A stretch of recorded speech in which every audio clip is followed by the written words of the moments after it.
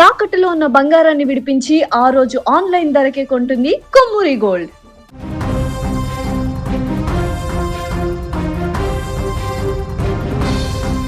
ఆయన వెండితెరపై కనిపిస్తే బాక్సాఫీస్ రికార్డులు తిరగరాయాల్సిందే.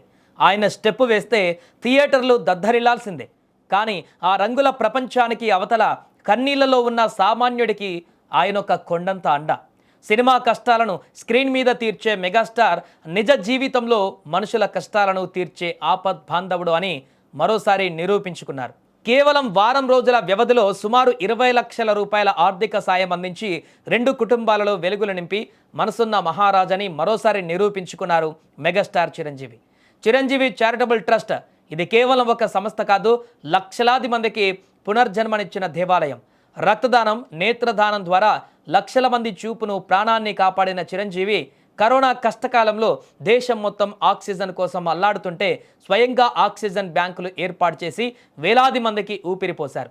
తనతో కలిసి పనిచేసిన వారు కష్టాల్లో ఉన్నారంటే ఆ కష్టం తీరే వరకు ఆయన నిద్రపోరు. ఎందుకంటే ఆయనకు సినిమా అంటే కేవలం వినోదం కాదు, తోటి మనిషిని ఆదుకునే ఒక వేదిక. అందుకే తోటి మనిషికి కష్టం వస్తే చలించిపోతాడు, ఆపదలో ఉన్న వారిని ఆదుకుంటారు. తాజాగా జరిగిన 2 ఘటనలు చిరంజీవిలోని మానవత్వాన్ని మరోసారి చాటి చెప్పాయి.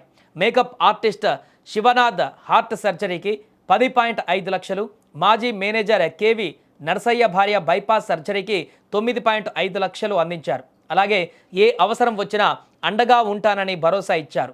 దీంతో ఆయన దాతృత్వం పైన నెటిజన్లు ప్రశంసలు కురిపిస్తున్నారు.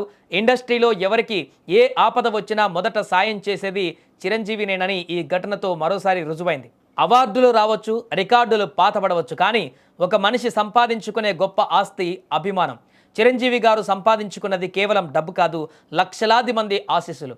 తను సంపాదించిన దాంట్లో కొంత భాగాన్ని సమాజం కోసం ఖర్చు చేసే ఇలాంటి మనుషులు ఉండబట్టే ఇంకా మానవత్వం బతికి ఉందన్న నమ్మకం కలుగుతోంది. అందుకే ఆయన ఎందరి గుండెల్లోనో గుడి కట్టుకున్న మెగాస్టార్ అయ్యారు. వెండితెర పైన ఆయన మెగాస్టార్ కావచ్చు, కానీ నిజ జీవితంలో ఆయన ఒక రియల్ సూపర్ స్టార్. సేవకు పర్యాయపదంగా నిలుస్తూ ఆపదలో ఉన్నవారికి అండగా నిలుస్తున్న చిరంజీవి గారికి హ్యాట్సప్ చెప్పాల్సిందే. ఆపదలో ఉన్న వారిని ఆదుకోవడంలో ఆయన చూపించే స్ఫూర్తి ఎందరికో ఆదర్శం.